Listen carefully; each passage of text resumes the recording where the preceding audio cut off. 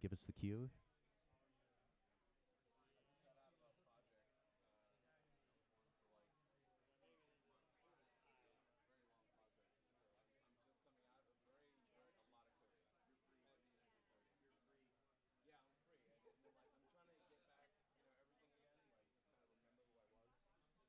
Okay, good evening, ladies and gentlemen. Good evening, ladies and gentlemen. Thank you for joining us here in the Disguise Suite. Yeah, right? Thanks for coming out. I'd like to introduce a good friend of mine, a very brilliant man, one of the founders of all of it now, Howard Wong. Thank you. Thank you. Thanks, everybody. I feel like I'm with friends. I thought I was going to be really nervous, but I know like half the rooms. This is great. So, yeah. Thank you for being here, everybody. My name is Howard. I'm going to be giving a talk here on Node-RED and the BitFocus companion. It's been kind of a work in progress, so please bear with me. I might go off into tangents. I tend to do that. But hopefully, I got to keep time here. So it's 5 o'clock. All right, let's go. So we're all of it now. This is a video, our demo reel off our website. We're based in San Francisco. We're a creative agency specializing in AR, VR, and live production. You guys may have seen some of our stuff on various forums and Facebook groups. I kind of took the audio out here, so yeah, we've been together about 5 years now, since 2014. Danny and I are the founders. Now we're about 10 or 12 people on any given day, still in San Francisco, and still working on top of each other. So, all right. So let's see here. So that's our demo reel, and there's various projects going on and various clients there. So I'm going to kind of move into what this talk is really about by moving into a case study with AGT, as in America's Got Talent. And this is something we did for America's Got Talent a year ago for their Champions episode. And I got to be part of that. That was really cool. I got to do some of the, so this year, that year for AGT Championships, they really wanted to do a vote with the audience. So it was audience voting. And we were contracted out to tally those votes and to basically visualize them. And we did that using Notch. And these are Notch graphics.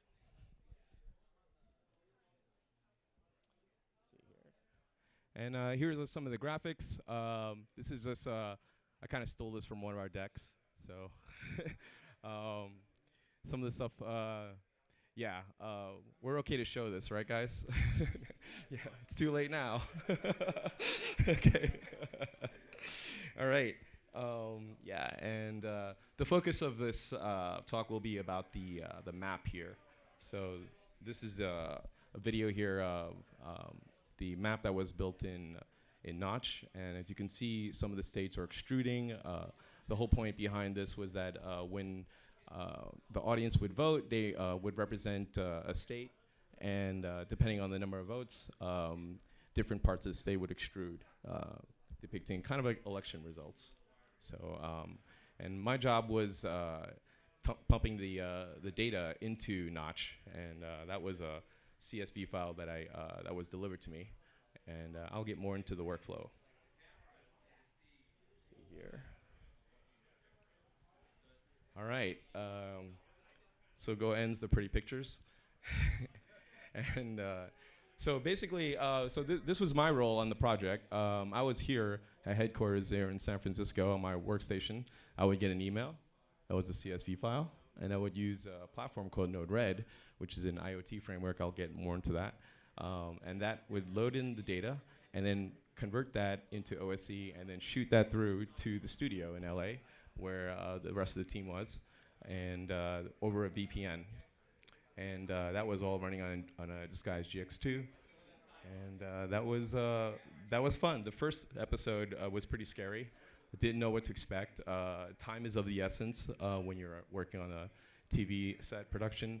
So when we got the data the first time, actually, it kind of sent me into a scare. We all agreed that the data would come in a certain format and in a certain way at a certain time, but I didn't get the data that way, and so it felt like I was in a computer programming contest all over again. But it was one of those 5, 4, 3, 2, 1 moments, and we made it. So I was traumatized for the rest of the weekend, though. So. And then after this, I learned to create control so you can just punt the data. So if you, at any point, were not to get legit data, you should be able to fake it if you need to.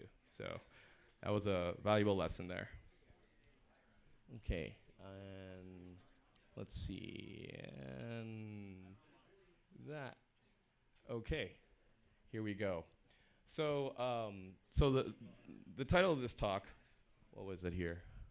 It was Bitfocus Companion, right? Well, the rest of that was actually about and software paradigms and beyond. So this is the beyond part, okay? So basically, we've been working with data and visualizing data for quite some time now, and there's various versions of looking at this. So being that we're in production design, creativity kind of goes back and forth depending on what part of this you're on. So if you tend to be down here where we visualize the data, right, and do the system flows, and up here, this is sort of like where the data comes in, right? Like, so in the case of America's Got Talent, you have votes that come in, then there's some sort of register, some sort of like collection agency, and then producing the results, which gets visualized on the leaderboard. So all these different stacks, they do the same thing, we just have different words for them. So I'm just kind of prepping you guys now for the next slide.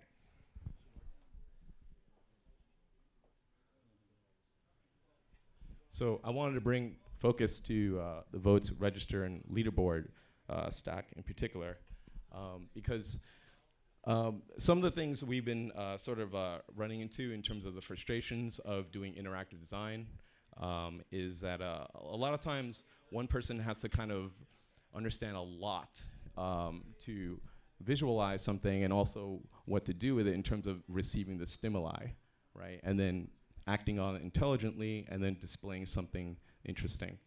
So a lot of that is kind of all in our heads right now as individuals, but there's an emerging field called human interaction design, HID. Some of you may know about it. It's formalizing the part that we're kind of struggling with. I think a lot of us are struggling with in terms of how to visualize data. I mean, in the beginning, when you have a new platform, it's great. You can sort of play with a lot of the visual effects, but after a while, folks want to know, what are you going to do with this data? How does it make sense just instead of just being pretty stuff? So we kind of thought a lot about this and wondered, well, how do we abstract that? How do we design, right, and remove that from the intricacies of the data points, of getting data from one place to another?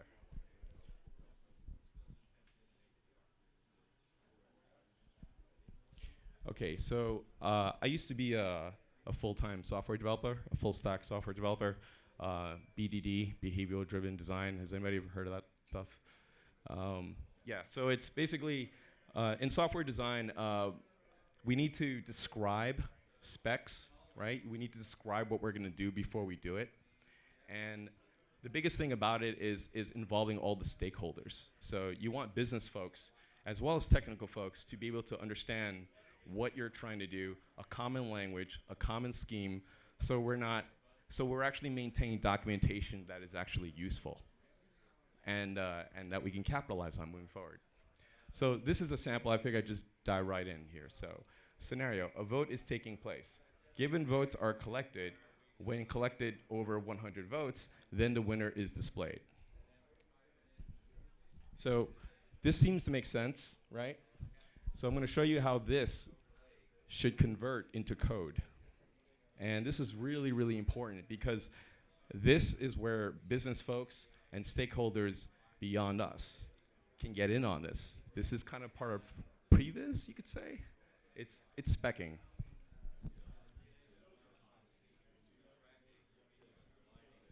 Okay, here we go. So, no, it's okay. I really thought about what language to use, and I chose Ruby and not JavaScript. I like Ruby a lot. I'm a Ruby developer. in my past life. But Ruby is a really nice language because it takes out a lot of the junk, so you can just kind of get at the semantics of what you're trying to do. So what you're seeing here is this is the this is actually a language called Gherkin. All right, you wouldn't know that by looking at it, but it's actually a language, okay? And part of a framework called Cucumber. It's another one. Get it? Cucumber, Gherkin, IT people. Anyway, so and these are step definitions. So what's going on here is that we're going to convert this to this. This is where the magic happens, right here. This is human interaction design, right here. Like, okay, well, this is regex, okay? Regex is not HID, but regex, for those of you who might be familiar with regex, regular expressions, it's a technology, sort of a software technology that we use to parse text sensibly, right? And so what you're seeing here is a regex expression, meaning like any number between 0 to 9, more than one digit in sequence. In other words, 100 votes are collected, do this. And so what we're describing here is this is the gateway between design and implementation. And what we're doing here is we're extracting values from this sentence, from these sentences, and then placing them into functions. This is where the mapping begins, and we're going to see a lot more work in this area. Right now, this is sort of locked up away in IT, enterprise computing, but I don't think it's going to be locked up there for too long, just seeing how things are moving, how fast they're moving with IoT and Node-RED. Okay, so basically, I'm going to keep going. All right. Okay, so here's what happens.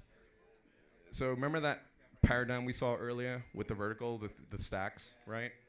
So essentially, this is your source, your controller, and your device. And what's going on is that we're going from, here's that, no, sorry.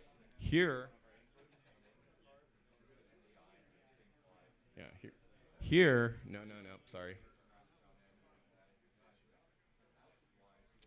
This is where we were originally, high level.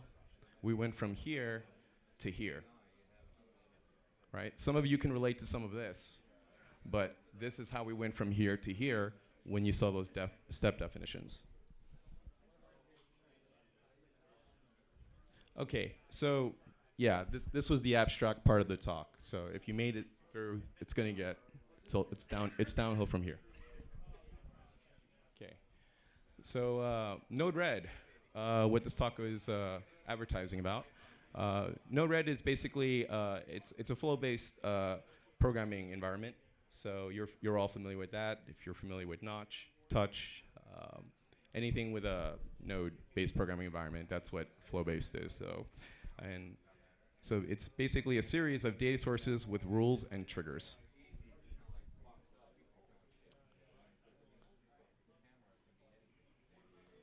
Okay, and this is a video I ripped off of Node-RED's website, and I sped it up about 4 times. And this sort of just gives you guys an idea of what the environment looks like. You notice it's in a browser. So it's in a browser environment. It's actually made by IBM back in 2014. It's open source. It's based on Node.js. If you guys know what that is, it's a JavaScript framework. It's very popular. It's actually, JavaScript is the most popular language on GitHub in terms of check-ins. So JavaScript is important. It's not going anywhere. It's not going anywhere. So this is Node-RED, and this is kind of what it looks like. And what's going on here is this person is reading stuff from the Twitter server and presenting them. So they're reading them, saving it to a database, and then displaying it as a web page. And you can do a lot of this without knowing a whole lot of HTML, without knowing any HTML, really. So that's kind of Node-RED on the cover in terms of seeing what it is. Okay. So in putting this talk together, I guess I couldn't really bring the source code for AGT for a bunch of reasons out, so I decided to write something new, write something different for this talk. I want to do a little demo, and there's enough folks here, and you have phones, right? So we've got a little idea here where I want to show you what can be done with Node-RED. So what you have here is a client app, right? And these are your choices, red and gold. And this is sort of the admin, the controller. This is tallying all the votes that come in.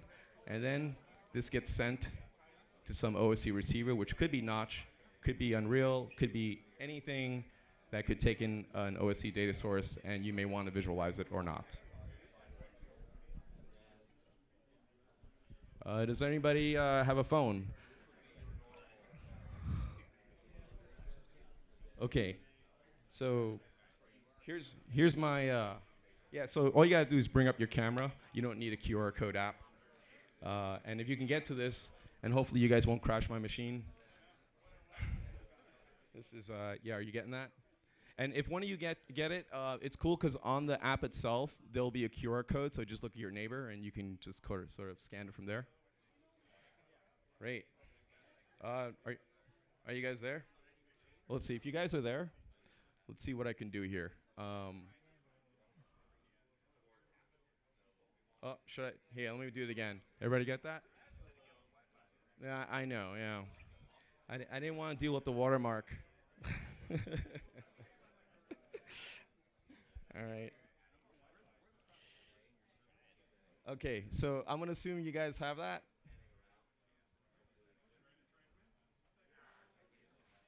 So, if you guys are there, can someone vote? Can someone click on red or that happen?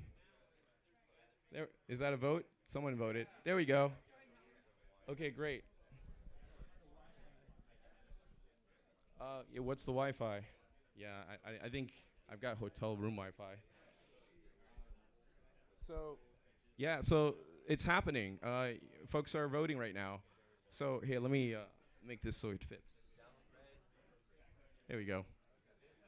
So, so yeah, what I wanted to do was actually output this to an effect, but I didn't get enough time to do that. But basically, what's going on here is like votes are being collected, and I can clear these votes if I want to. Clear, and then you can keep voting if you want again. I allow duplicate votes. So this is just an example of what you could do with Node-RED. Here, you could easily create two clients, collecting data from your audience, and then you can visualize it. There's nothing complicated there, but that's what I wanted to show. Well, more or less what America's Got, what we did for AGT. Yeah, I think that is the end of my talk, actually. So I've got 2 minutes for QA if anybody has any questions. Thanks. Yeah, no, sure. Hi, Ted. No?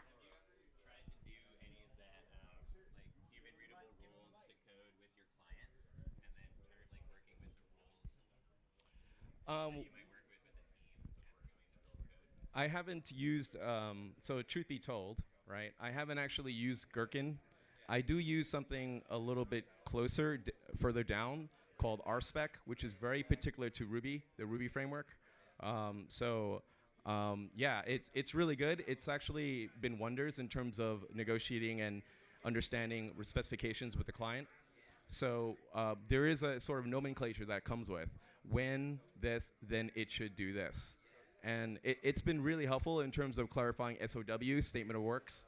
I mean, if you guys, we're all turning into software programmers, so it's really important to be able to know how to bill, to be able to know how to distinguish the unit of work. And that's what this is all coming out to in terms of that. Yeah. Oh, I'm not live anymore. But yeah, like this stuff. It's this is where we're all going. And in one form or another, you're not going to see this necessarily. You might see other forms of this, like in nodes and blocks. But this is really where it's at. Defining your vocabulary, your DSL, and agreeing to that, and then refining it. You're basically designing APIs, and that's kind of where we're all headed. All right, folks. Yeah. Yep. Hey, Joss. How do you run this thing in production? In terms of the sample code you saw, that was those were two web processes running on my development machine at work. And yeah, that was just two Node-RED stacks running.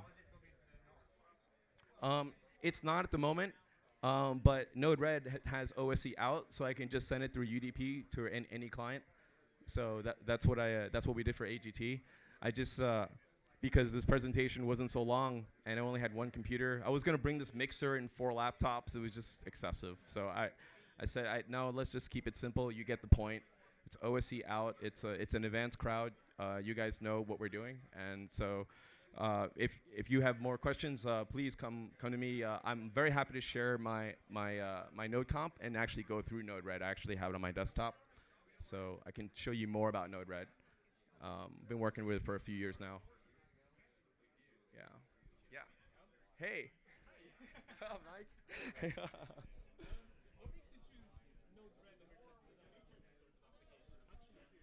Okay, so the question was why do we choose Node-RED over Touch Designer or some other platform, perhaps, right?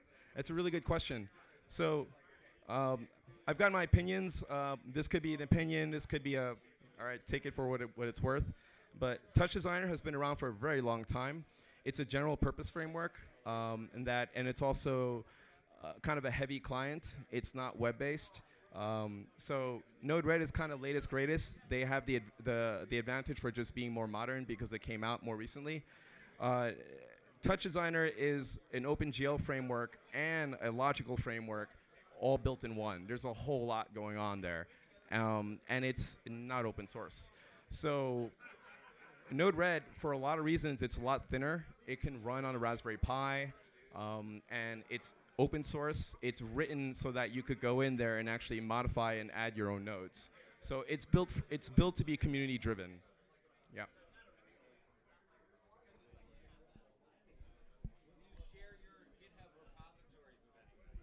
Um, I knew I was going to get asked that.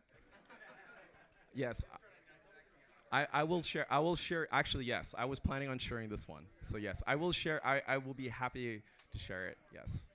Yeah. Anybody else? Are we done? All right, Howard Wong. Now, Howard. Now, before we let you go, go back a couple slides.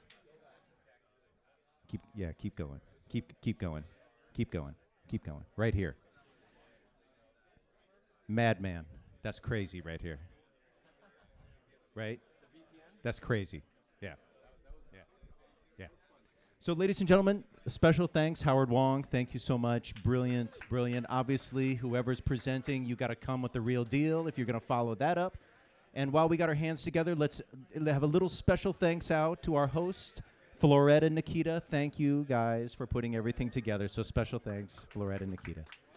All right, guys, stay tuned here. We got more action coming up.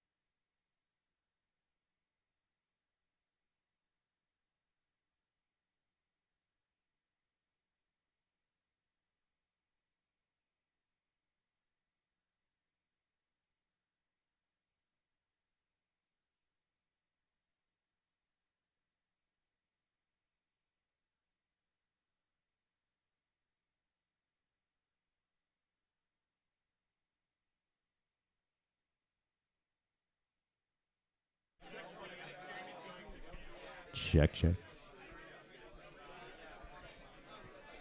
All right. Good evening, ladies and gentlemen. Thank you very much for joining us here in the Disguise Suite. Yes, thank you to all of you. Thank you all of it now. Welcome, welcome, welcome. So, ladies and gentlemen, draw around. We're going to hear some informative words from our good friend Manny Condi. He's going to be bringing some knowledge and dropping it on you. Long live DMX. So yeah, let's bring it in. Let's settle it down. If anybody wants to keep on the conversations rolling, go ahead, take it over to the bar side. Let's bring it in. Ladies and gentlemen, Manny Condi. Thank you so much. Hey, everybody. How's everybody doing? Yes? No? I'm glad we're all as tired. Hopefully this will go a little bit better than the Elon Musk thing went. But, yeah. So what I'm here to talk about today is basically how I think we should all be friends. And what I mean by us all being friends is we have all of these great systems that exist in our world. So, for example, we have lighting, video, black tracks, a million different ways to make cool things. But a lot of times there's a big separation within that. And I think that something that I've been trying to put out in general with everybody that I meet is that we all need to learn to play together. So I'm going to talk about a few tours that I've done this year and how I went through the processes to do them with those teams and how we came out with the products that we come out with. So ended last year and started this year off. We did Drake. Excuse me. Oh, God. Thank you. So, we went into the Drake tour into a big, massive stage that was 90 feet long. It took up an entire arena floor. And we turned that stage into a million different things throughout the show. So I'm going to apologize for the lack of photos. I didn't think to bring a laptop to Las Vegas. I'm just going to try to get this out. And if you guys have any questions, feel free to come up to me at the end, and we can chat it up, and I can talk to you about it a little bit more. But for Drake, we did a massive 90-foot LED stage. We turned it into an iPhone. We turned it into water. We turned it into ice, fire, whatever it may be. We used Notch on that as well.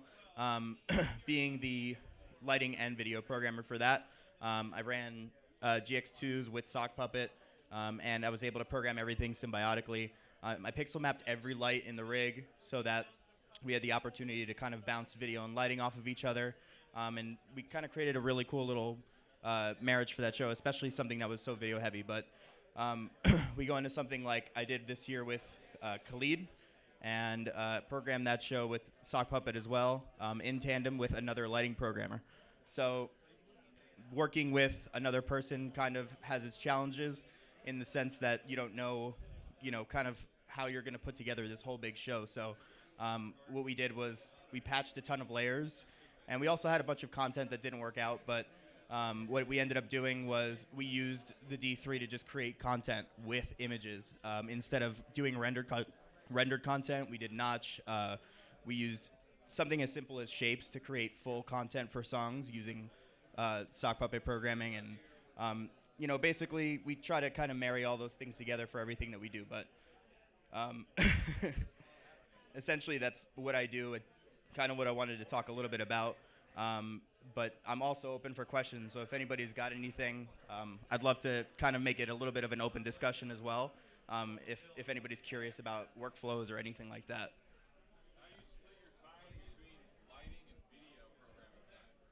How do I split my time between lighting and video programming time? Very carefully.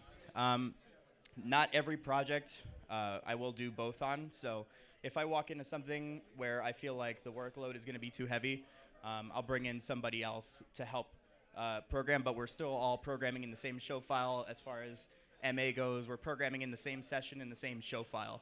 So everything always stays there, and the one operator that's going on the road can kind of do like a two-person job in a way. Yeah. Anybody else? I get one wish? Oof. I just wish everybody would be nice. Yeah. Anybody else? How's it different when you're working with other content creators who come from more of a traditional video side, and then you're coming in from the programming side? Can you talk a little bit about how the unholy marriage of sock puppeting video and So, I mean, working with content teams is always interesting, and there's always probably, going to be a screens producer in line, and it's really all about communication, and both of you having the right tools to do your job. So, making sure everybody has the correct pixel maps and everything like that, so we can get proper deliveries, proper codecs. Really, just I try to be as detail oriented as possible with everything that I do, because since I am taking on a little bit more of a workload, I think that you have to pay attention to all of the little details to kind of get to the end product that you actually are going to be happy with. In regard to sort of timeline and sock puppet programming, there's a lot of differences. I mean, me personally, what I really like about sock puppet is it's easy to kind of jump into it and say, okay, I'm going to treat this in the most basic sense as a lighting fixture, and I know I can get through things quickly, and I can program a sock puppet show very, very quick, as opposed to other ways that I don't feel as comfortable with.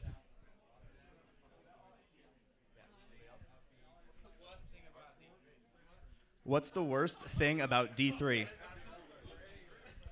The worst thing about D3 is that it's not called D3 anymore.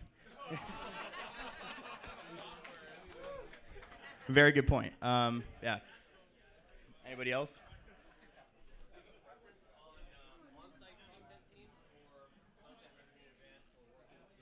So as far as it kind of makes the question was basically if I have a preference between on-site content teams or off-site. It depends on what we're doing, and it depends on the tour, but more than anything else, I think that you have to know where you're going to war, in a sense, right? If you're going to be in an arena in the middle of nowhere with horrible internet, we prefer content teams on site. We do things like run them a 10 gig fiber line all the way down to a content room, and that way a screens producer can just push straight to servers, and we're not wasting any time running around with hard drives or anything like that.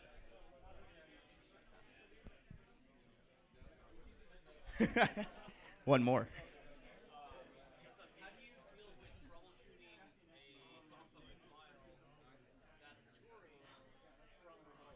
That's actually a really good question. So, what Danny said was, how do I deal with troubleshooting a sock puppet file if I'm dealing with it remotely? So, if I have a tour that's on the other side of the world, how can I troubleshoot a sock puppet file?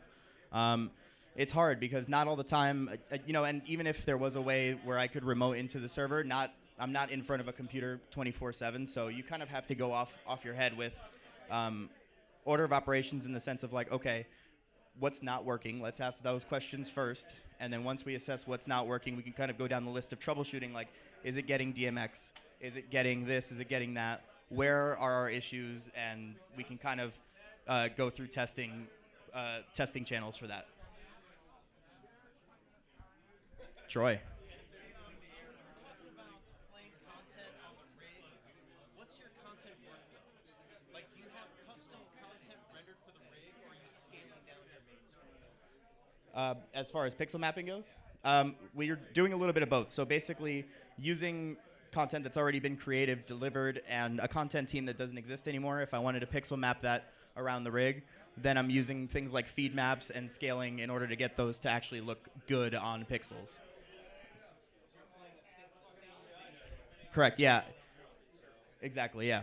Playing feed mapping is my best friend in most cases. I feed map pretty much everything, so I can send a million different things, a million different places, without having to open up an extra layer or do something that's going to bring down processing.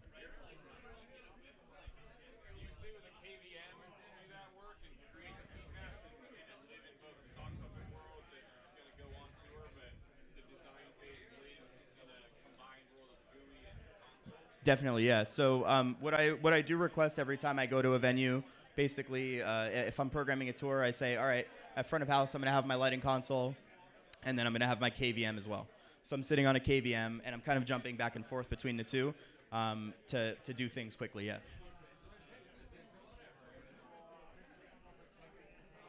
Anybody got anything else? How big a hand do you have in set design? Set design is not really where I get too much of an opinion. It usually comes down to me, and then at that point, all the decisions have been made, so you have to work with what you're given. Unless I'm the set designer, which is a whole other animal, but Typically, I'm working at that level where I get handed a show that's already been designed, and I have to make something cool out of it. And working with companies like Early Bird and Silent House, who have had me out to program the Khalid tour and the Tyler the Creator tour, they're really adamant about giving us previs time. So we get a lot of time for tours like that to sit in a room and really think through how we're going to do these things, and get to test them in previs and make sure that we can really execute. So I think previs time is super important. For your notch integration stuff with Sock Puppet, are you trying to define your patches as much as possible before rehearsal period, or is that something that's more organic that you're finding these are the things you want control of as you engage the artist on site and try to be more flexible that way? As far as notch previs, it all depends on. It really mostly depends on your developer. If you have a good notch developer that understands how to expose for media servers, you can set it up in a way that it's going to make your life super easy. So, what a big thing that certain houses do is they expose 8 parameters, 8 effect parameters, and those are all the same all the way through. So no matter how many layers of notch or how many effects I have in that block, those 8 parameters will always be editable. And then as far as talking about what you're going to expose or what you want control of, it's a little bit of 50-50 because sometimes you do get to site and the artist is like, oh, I like that, that's let's change this or whatever it may be. So I am doing a fair amount of exposing things on site as well. Do you do that yourself rather than try to just incorporate that work into like your own laptop and re-export the notch? Or is that like a It depends. If I'm creating any notch effect, then I would do it myself. But if I have other people that are working on it, it's something that's just communicated between us. And I say, hey, can you give me control of this parameter? Is this a possible thing? And we kind of work on it that way. You said 8 parameters. Is that 8 specific parameters that you'll go across all show files, or is that Yes. general rule of thumb 8? Yeah. So what we do generally is an FXA or FX1 through FX8, and those are 8 parameters that are global. So I can set defaults for all of them, and I can clone over. So if I have a separate notch block, or if I have something else that I'm cloning a show over to, I can always have those 8 parameters that I know are going to exist. And even if the designer goes in and creates new layers or anything like that, I always know that that's not going to change. And my notch block is going to stay the same, and I'm going to be able to not have to go back and reprogram a bunch of stuff. What is since generating this content, this real-time content, is kind of new, in the last couple of years, what is... Give him the microphone.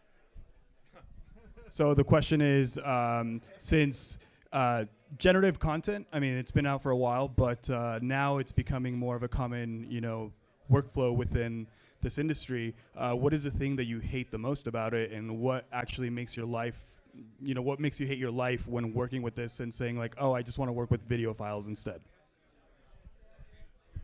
I'm actually more of the kind of person that loves generative content more than anything else. What I don't like is waiting for video files to render, convert, just all of the hassles that come with video files. If I get a notch block delivered, I can, more than anything else, what I love about it is that I can get super creative with it. I can't really change rendered content that much. If you give me a notch block and you expose X amount of parameters, and then I can go back and say, okay, Berto, expose, these 2 things, we can create so much more with so much less. And I think that that's something you don't get with anything else. So I'm more of the belief, I think generative content is going to be the future for a lot of different things. Yeah. The work, what would make it better? I think what would make it better is just more education in general. I think that there are, like you guys get it, obviously, like there's a lot of people that understand what we need as programmers, but then there are a lot of people that don't really know what we need as programmers. So I think that what's the hardest thing is people that don't have the full knowledge of how to execute. So I just think we need to educate more in that sense, but we need to educate more together. So programmers need to be talking to developers and vice versa, and we kind of all need to be working together to essentially make both of our lives easier. So just to kind of piggyback on that, if you could make one notch practice standard across the board for every block that you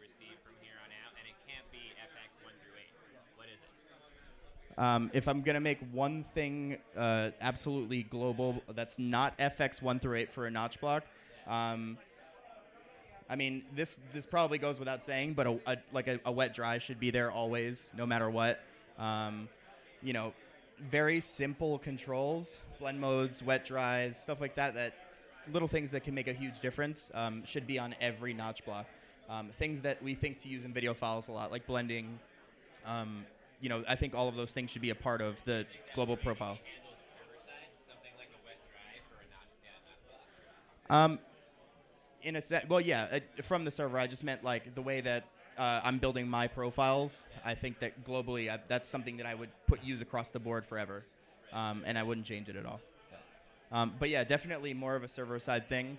But I think that it's like something that is going to be tough, but sort of needs to be standardized a little bit. That's like an interesting one for me to hear. That was the last thing I was expecting was a wet dry. That's really Yeah. interesting.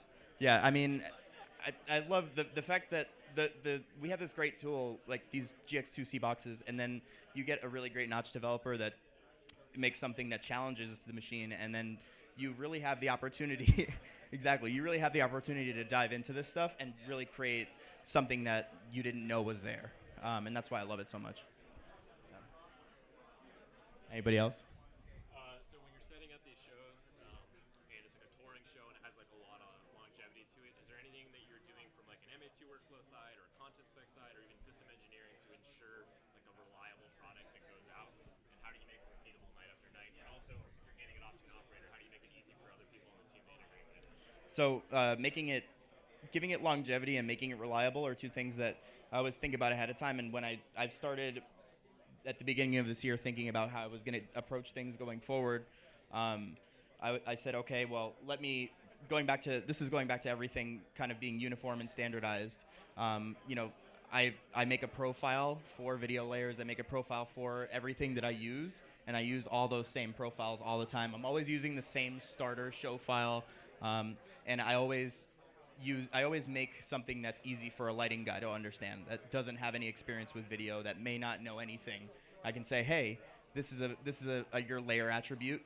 You can pull up a clip here if they add something, and then it kind of puts it in their hands as a long-term operator for the tour. But mostly just keeping things standard and using the same show files, same starters for everything. Anybody else? I think I'm almost out of time here anyway, but I want to really thank you guys for hanging out here and listening to the chat, and I hope you got something out of it. But if you want to keep talking to me further, I will be here all night. And once again, thank you to Disguise for having me here. It really means a lot. Thank you. All right, ladies and gentlemen, Manny Condi.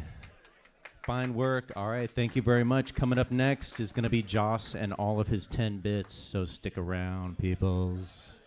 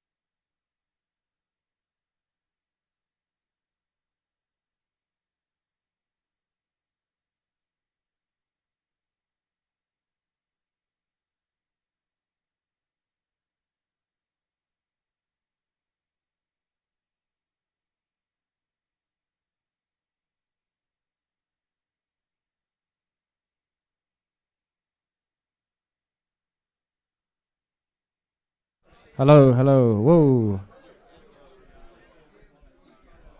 It's 6:30, so I'm just going for it.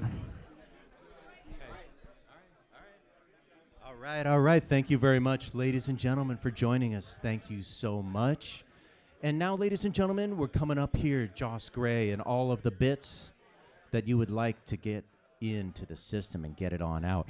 So anybody, go ahead and come on in. Listen up. This is going to be some high-tech knowledge we're about to drop on the situation. If you'd like to continue conversation, go ahead and move it to the bar area. All right, ladies and gentlemen, I'd like to introduce Joss Gray. I have had the pleasure of working with Joss for some time and a number of programmers. I have to say that this man is elite in the true sense of the term. So, ladies and gentlemen, Joss Gray.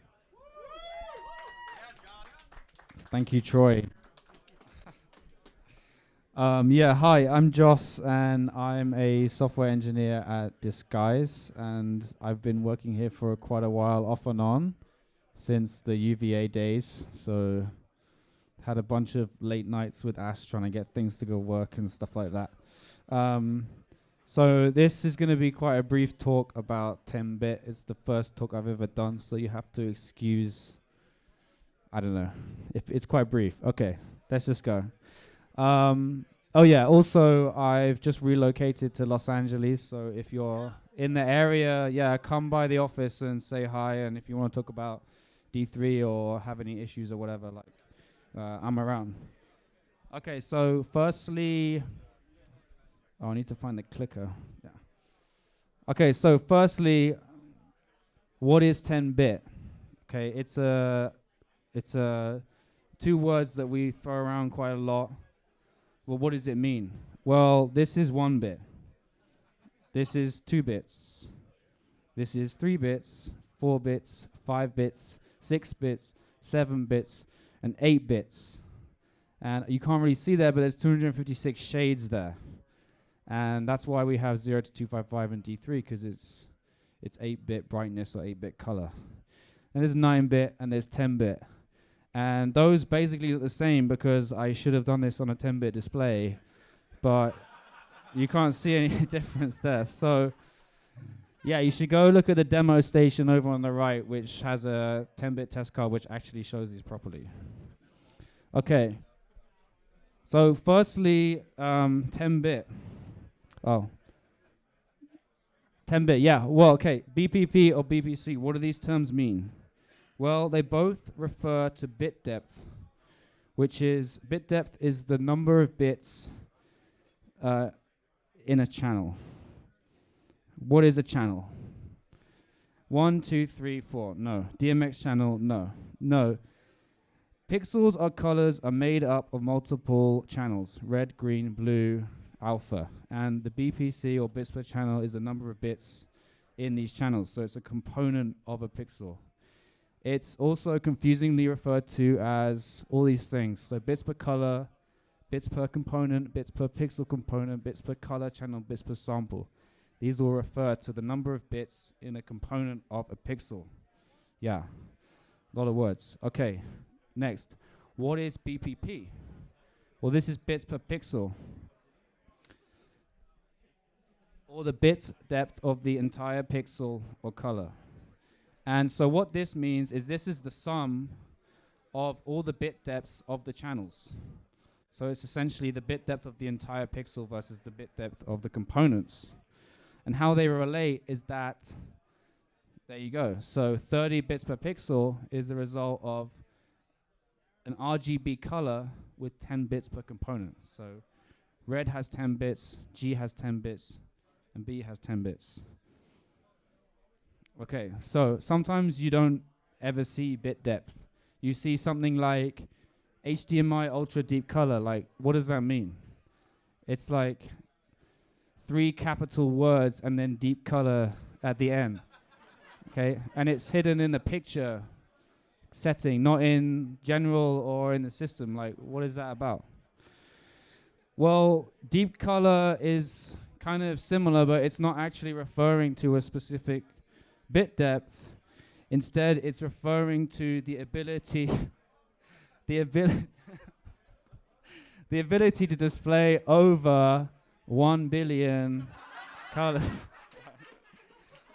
Okay, you can you can thank Tom Rockhill for that gag there. Okay, so the reason why 1 billion is because 2 to the power of 30 is just over 1 billion. It's 1.07 billion colors. So deep color is referring to the ability to display more colors than 10-bit or more. So 10, 12, 16-bit, these are all deep color. But yeah, the reason I mention this is because we regularly have to set up TVs, and it's like a nightmare because they don't consistently talk about bit depth in the same way. Okay, next, why use greater bit depth content? So if we've got content which contains colors with a greater bit depth, why do we want to use it? Well, firstly is we get better gradients. So gradients don't look as steppy. So on the right, you have an example of a smooth gradient, like a 10-bit gradient. And on the left, you can see all this banding. Yeah, gross banding, right. And the reason is that there's more levels, so we have more colors to display. Yeah, go look at the demo station over there.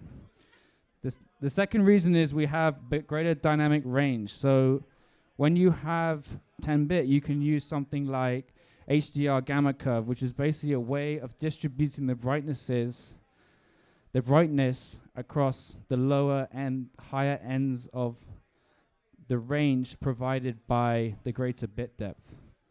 So with a greater bit depth, you have more values. And with a HDR gamma curve, you're basically pushing more detail into the darks and the highlights. So an example here is the shadows here don't have as much detail as the image on the right, and the highlights at the top don't have much detail either. All right. Lastly, you have better color reproduction. So 10-bit per channel enables the use of Rec 2020 color space here on the right, which can reproduce colors that cannot be shown by the Rec 709 color space. So this is Rec 709 here, and this is Rec 2020. And you can basically see that there's more colors available to show on the right-hand diagram. Right? Rec 709 is a color space that's traditionally used by 8-bit content for SDI and computer graphics, computer screens, stuff like that. So you're basically getting more colors. Right, how to use 10-bit in D3? Well, firstly, you need the correct hardware. So GX2C or VX4, these support 10-bit output. And these VFC cards support 10-bit output as well. So we have DisplayPort, SDI, and HDMI. And I'm kind of laughing because this is actually photoshopped.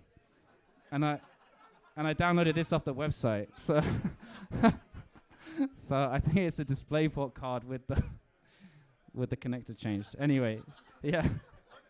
Yeah, it looks great, right? A prototype or something, I don't know. Yeah, so with DisplayPort, you can do different versions of 10-bit. I'm not going to go into chroma subsampling and stuff like that, but basically these are the kind of, you can't do it with DVI, basically. Okay, now 10-bit content. What kind of content can support 10-bit in D3? Well, there's 3 types. Firstly, we have DPX image sequences. So these are sequence of images which are DPX. It's lossless, so it's uncompressed, no compression. And we support the following. We support BGR 10 bits per channel. And it's BGR, I don't know why it's BGR, but that's the way it's formatted. And we support BGRA 16 bits per channel. We don't support BGRA 10 bits per channel because that will require a 40 bits per pixel format, which doesn't fit nicely into GPU textures that are available. So it's actually kind of better just to use 16 bits because it fits into a 64-bit per pixel texture format. This is pretty big and it requires high disk bandwidth. We also support TIFF image sequences. These are lossless and you can do RGBA 16 bits per channel. They're also really big and they take high disk bandwidth. Lastly, there's Notch LC, which is developed by Notch, obviously, and it's supposed to be visually lossless. So it is compressed and color compressed, but you can't see it. And that's actually in a different color space. It's in YCBCR, and it has 12 bits for Y, which is Luma, and 8 bits for the chrominance. And the reason why, what that basically means is the Y, or the Luma, is the brightness of the pixel, and the CBR is the color information.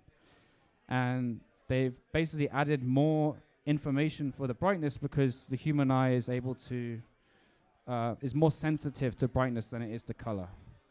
And Notch LC results in a smaller file size, lower disk bandwidth, but it is GPU accelerated. So it's interesting because it's basically, it's eating to a different resource than the others do. The others are uploading memory, and this is also, but to a lesser extent, but it's actually using the GPU to decode. So you might find some interesting behaviors where, you know, if you're playing like complicated notch blocks, you might not be able to do as much Notch LC, but more uncompressed stuff. It's an interesting dynamic.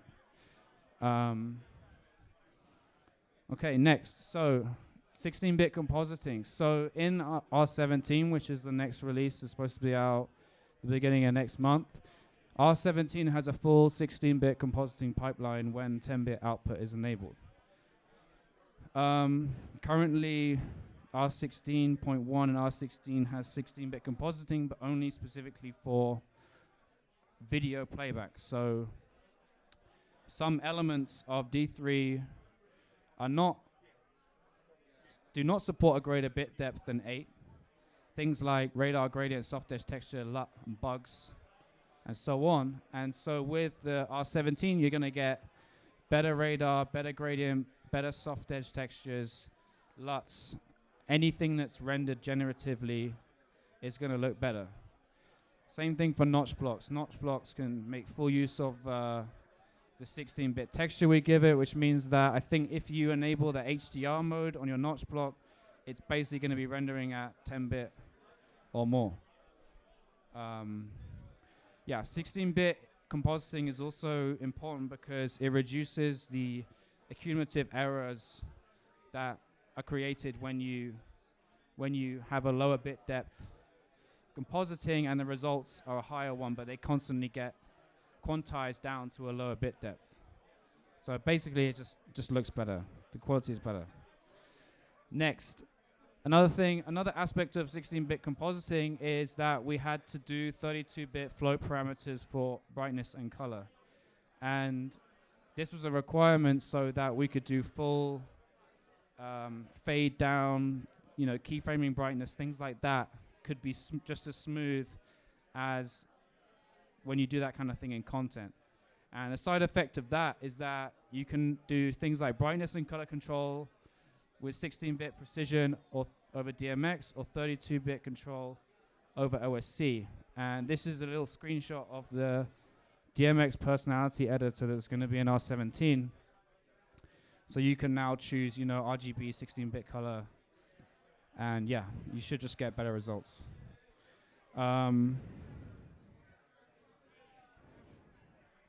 Yeah, and that's actually the end of my talk. And so if you have any questions, then you should email support.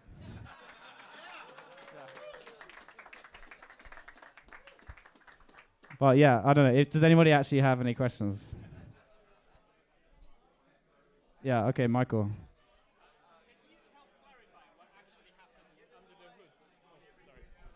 Can you help clarify what actually happens under the hood when you use 16 bits per channel, but you're outputting 10-bit? Like, is there some tone mapping going on, or?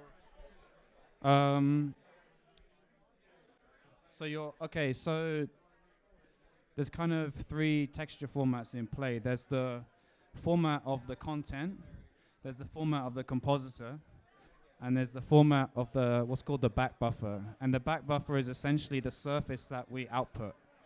And so when you're running in 10-bit mode, the back buffer is 10-bit, and when you're in 8-bit mode, the back buffer is 8-bit. When you're running in 8-bit mode, the compositor is 8-bit because it doesn't need to be any higher. And when you're running in 10-bit mode, the compositor is 16-bit. And your content is whatever your content is. So I'm not 100% sure what the GPU does, but I don't think we do any tone mapping. I think it just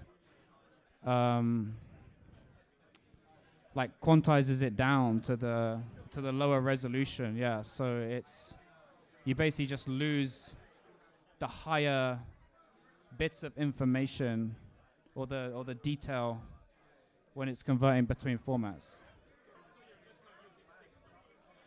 Yeah, I think you're just basically chopping off the detail. Yeah.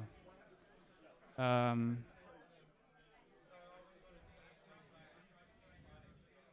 right, cool. Thank you.